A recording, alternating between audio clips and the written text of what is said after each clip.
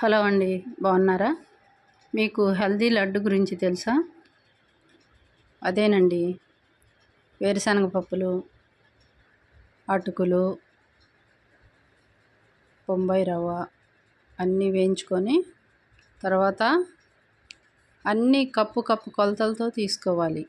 Cup బెల్లం తీసుకొని అన్నీ బాగా వేయించుకొని పక్కన పెట్టుకొని మిక్సీ జార్ వేసుకొని లడ్డు చేయటం. ఈ లడ్డు చాలా బాగుంటుంది. దీనిలో జీడిపప్పులు వేసుకోవచ్చు, నువ్వులు వేసుకోవచ్చు. అయితే ఇక్కడ నేను ఒక కప్పు అటుకులు తీసుకున్నాను.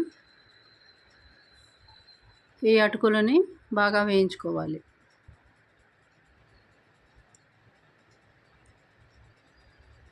తర్వాత పల్లీలు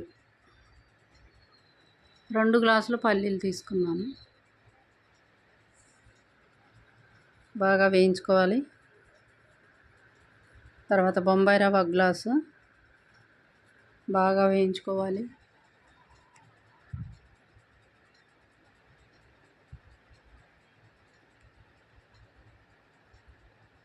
ఈ వేయించుకోవడం అనేది దోరగానమాట. ప్రతి ఒక్కటి దోరగా వేయించుకోవాలండి.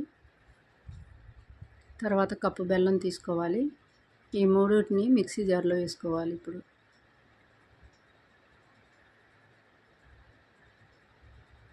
మీకు ఈ లడ్డు చాలా బలం అండి. ఎవరు చేసుకుంటే వాళ్ళు తిని చాలా బలంగా ఉంటారు. మరి మంచిగా ఈ లడ్డూలు ఇలా చేసుకోండి.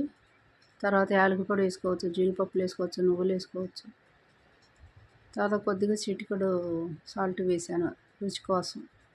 తర్వాత ఈ విధంగా బరక లేకుండా పిండి పట్టుకోవాలి. గిన్నెలోకి తీసుకోవాలి.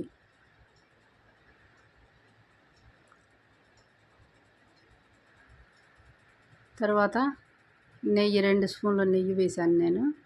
మీరు కప్పు నెయ్యి అయినా సరే వేసుకోవచ్చు. చాలా రుచిగా ఉంటాయి అన్నమాట ఈ లడ్డూలు.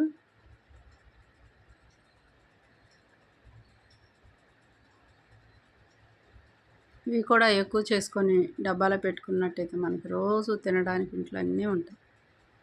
హాట్ ఒకటి, స్వీట్ ఒకటి ఇట్లా రెడీ చేసుకొని ఒక బాక్స్లో పెట్టుకోండి.